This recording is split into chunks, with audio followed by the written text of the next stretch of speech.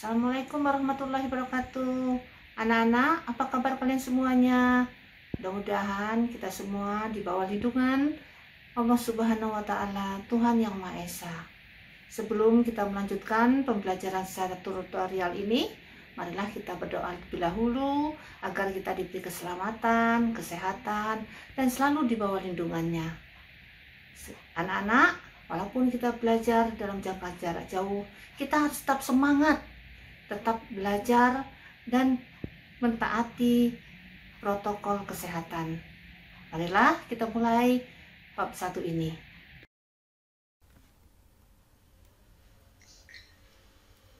Sekarang kita belajar pendidikan Pancasila dan kewarganegaraan untuk kelas 10.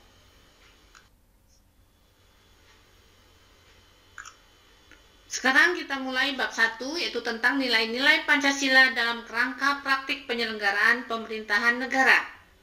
Pada bab 1 ini ada 3 subbab. Yang pertama, sistem pembagian kekuasaan negara Republik Indonesia. Yang kedua, kedudukan dan fungsi Kementerian Negara Republik Indonesia. Dan yang ketiga, nilai-nilai Pancasila dalam penyelenggaraan pemerintahan. Untuk sistem pembagian kekuasaan negara Republik Indonesia, kita pelajari lebih dahulu macam-macam kekuasaan negara. Ada 2 pendapat. Yang pertama, menurut John Locke, ada pembagian kekuasaan legislatif, pembagian kekuasaan eksekutif, dan kekuasaan federatif. Kekuasaan legislatif adalah kekuasaan untuk membuat atau membentuk undang-undang. Kekuasaan eksekutif yaitu kekuasaan untuk melaksanakan undang-undang, termasuk kekuasaan untuk mengadili. 3. Kekuasaan federatif yaitu kekuasaan untuk melaksanakan hubungan luar negeri. Sedangkan menurut Montesquieu ada 3 juga. Pertama, kekuasaan legislatif yaitu kekuasaan untuk membuat atau membentuk undang-undang. Kekuasaan eksekutif, kekuasaan untuk melaksanakan undang-undang, dan kekuasaan yudikatif, kekuasaan untuk mempertahankan undang-undang, termasuk kekuasaan untuk mengadili setiap pelanggaran terhadap undang-undang.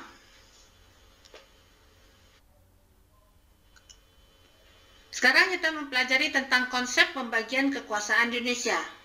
Ada 2 konsep. Yang pertama, pembagian kekuasaan secara horizontal dan pembagian kekuasaan secara vertikal. Pembagian kekuasaan secara horizontal yaitu pembagian kekuasaan menurut fungsi lembaga-lembaga tertentu, yaitu termasuk legislatif, eksekutif, dan yudikatif. Sedangkan pembagian kekuasaan secara vertikal yaitu pembagian kekuasaan berdasarkan tingkatan pemerintahan. Pembagian kekuasaan secara horizontal dan vertikal. Ibu jelaskan secara horizontal terlebih dahulu. Pembagian kekuasaan secara horizontal itu ada kekuasaan konstitutif, kekuasaan eksekutif, kekuasaan legislatif, kekuasaan yudikatif, kekuasaan eksaminatif atau inspektif, dan kekuasaan moneter. Ibu jelaskan satu-satu. Kekuasaan konstitutif adalah kekuasaan untuk mengubah dan menetapkan undang-undang dasar. Dasar hukumnya pada pasal 3 ayat 1 Undang-Undang Dasar Negara Republik Indonesia tahun 1945. Dan kekuasaan ini dipegang oleh MPR. Yang kedua yaitu kekuasaan eksekutif, kekuasaan untuk menjalankan undang-undang. Dasar hukumnya pasal 4 ayat 1 Undang-Undang Dasar Negara Republik Indonesia tahun 1945. Kekuasaan ini dipegang oleh Presiden. Kekuasaan legislatif, kekuasaan untuk membentuk undang-undang. Dasar hukumnya pasal 20 ayat 1 Undang-Undang Dasar Negara Republik Indonesia tahun 1945. Kekuasaan ini dipegang oleh DPR. Kekuasaan yudikatif, kekuasaan yang untuk menyelenggarakan peradilan guna menegakkan hukum dan keadilan. Dasar hukumnya pasal 24 ayat 2. Dan kekuasaan ini dipegang oleh Mahkamah Agung. Kekuasaan eksaminatif yaitu kekuasaan yang berhubungan dengan penyelenggaraan pemeriksaan atas pengelolaan dan tanggung jawab tentang keuangan negara. Dasar hukumnya pasal 23E ayat 1 Undang-Undang Dasar Negara Republik Indonesia tahun 1945. Kekuasaan ini dipegang oleh BPK. Kekuasaan moneter, kekuasaan untuk menetapkan dan melaksanakan kebijakan moneter, mengatur dan menjaga kelancaran sistem pembayaran, serta memelihara kestabilan nilai rupiah. Dasar hukumnya pasal 23D Undang-Undang Dasar Negara Republik Indonesia tahun 1945. Dan ini dipegang oleh suatu bank sentral. Sedangkan pembagian kekuasaan secara vertikal, dasar hukumnya yaitu pasal 18 ayat 1 Undang-Undang Dasar Negara Republik Indonesia tahun 1945, di mana kekuasaan Indonesia dibagi atas daerah-daerah provinsi. Daerah provinsi itu dibagi atas kabupaten dan kota, dan tiap-tiap provinsi, kabupaten, dan kota itu mempunyai pemerintahan daerah yang diatur dengan undang-undang. Jadi pada kekuasaan secara vertikal ini, yaitu ada kekuasaan pemerintah pusat, kekuasaan pemerintah provinsi, dan kabupaten atau kota. Materi pertemuan pertama kita sudah selesai, dan tugas untuk pertemuan pertama yaitu mengidentifikasikan tugas dan wewenang setiap lembaga negara yang tercantum dalam tabel. Berikut ini ya, tuliskan hasil identifikasi kalian pada buku dan kirimkan ke WA Ibu Heni Juniarti 0813 6701 5555. Kerjakan di rumah di buku catatan masing-masing. Kita akan mempelajari pada pertemuan kedua ini tentang Kementerian Negara Republik Indonesia. Keberadaan Kementerian Negara Republik Indonesia itu diatur dalam pasal 17 Undang-Undang Dasar Negara Republik Indonesia tahun 1945. Ayat 1, Presiden dibantu oleh Menteri-Menteri Negara. Ayat kedua, Menteri-Menteri diangkat dan diberhentikan oleh Presiden. Ayat ketiga, setiap menteri membidangi urusan tertentu dalam pemerintahan. Ayat 4, pembentukan, pengubahan, dan pembubaran kementerian negara diatur dengan undang-undang.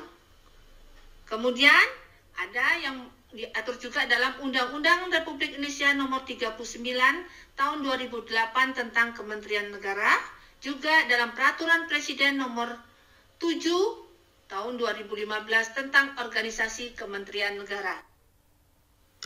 Sekarang kita mempelajari tentang klasifikasi Kementerian Negara Republik Indonesia.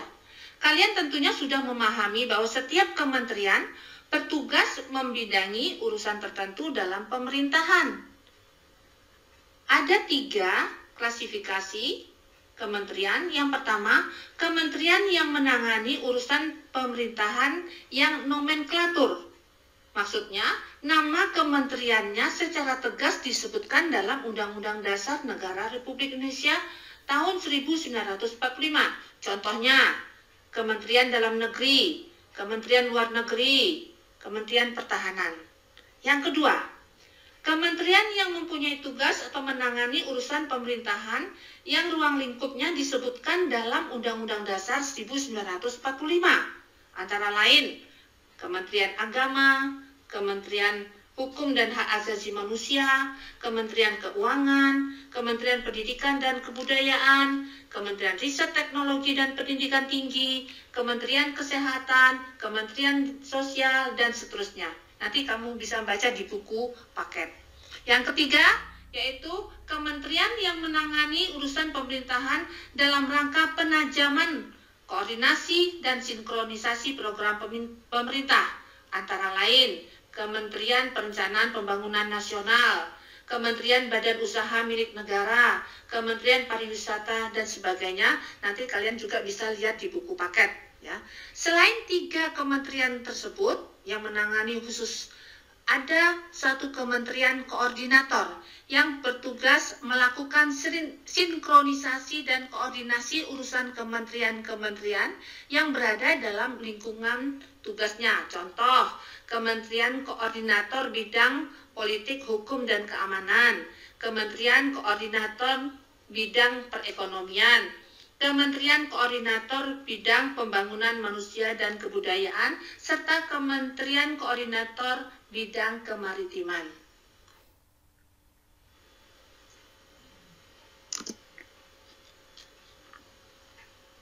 Pada sub 2 ada tugas juga. Tugas yang kedua yaitu mengidentifikasi pengelompokan kementerian yang tercantum dalam tabur berikut. Tuliskan hasil identifikasi kalian pada buku dan kirimkan ke WA Ibu.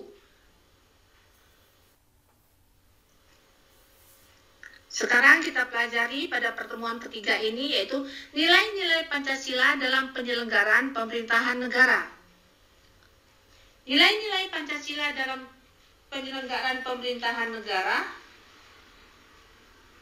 Pemerintahan negara harus berdasarkan nilai-nilai Pancasila yang terdapat dalam pembukaan Undang-Undang Dasar Negara Republik Indonesia tahun 1945.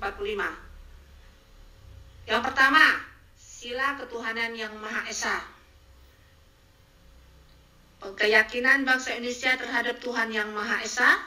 Kemudian ada nilai taat menjalankan ajaran agama, menjamin dan memberi kebebasan beragama dan beribadah menurut agamanya, tidak memaksakan suatu agama kepada orang lain, saling menghargai dan menghormati antar umat beragama. Yang kedua, sila yang kedua yaitu kemanusiaan yang adil dan beradab. Nilai-nilai yang terdapat pada sila kedua ini yaitu menempatkan manusia sebagai makhluk Tuhan, menjunjung tinggi kemerdekaan sebagai hak segala bangsa, mengembangkan sikap saling mencintai atas dasar kemanusiaan, mewujudkan kehidupan yang berkeadilan dan keberadaban, memunculkan sikap tenggang rasa dalam hubungan sosial. Kemudian sila ketiga, persatuan Indonesia. Nilai-nilai yang terdapat pada sila ketiga ini, nasionalisme, cinta bangsa dan tanah air, menggalang persatuan dan kesatuan bangsa, menghilangkan penonjolan kekuatan atau kekuasaan, keturunan dan perbedaan warna kulit. Sila keempat, kerakyatan yang dipimpin oleh hikmat kebijaksanaan dalam permusyawaratan perwakilan. Terdapat nilai-nilai. Hakikat sila ini demokrasi, rakyat sebagai pemegang kedaulatan, pemerintahan dari rakyat, oleh rakyat, dan untuk rakyat. Kedua, musyawarah untuk mufakat dan saling menghormati dan melaksanakan keputusan bersama. Sila kelima, keadilan sosial bagi seluruh rakyat Indonesia. Pada sila kelima ini, nilai-nilai yang kita peroleh yaitu kemakmuran yang merata bagi seluruh rakyat, seluruh kekayaan alam dipergunakan bagi kebahagiaan bersama menurut potensi masing-masing, melindungi yang lemah agar kelompok masyarakat dapat bekerja sesuai dengan bidangnya. Ini terakhir, pertemuan ketiga pada bab 1 ini, tugasnya juga tugas yang ketiga, yaitu tuliskan dalam buku kalian masing-masing bentuk-bentuk sikap positif yang dapat kalian tampilkan di berbagai lingkungan kehidupan. Bisa di lingkungan keluarga, di lingkungan sekolah, dan lingkungan masyarakat. Seperti biasa, kirimkan ke WA Ibu hasil pekerjaan kalian. Terima kasih.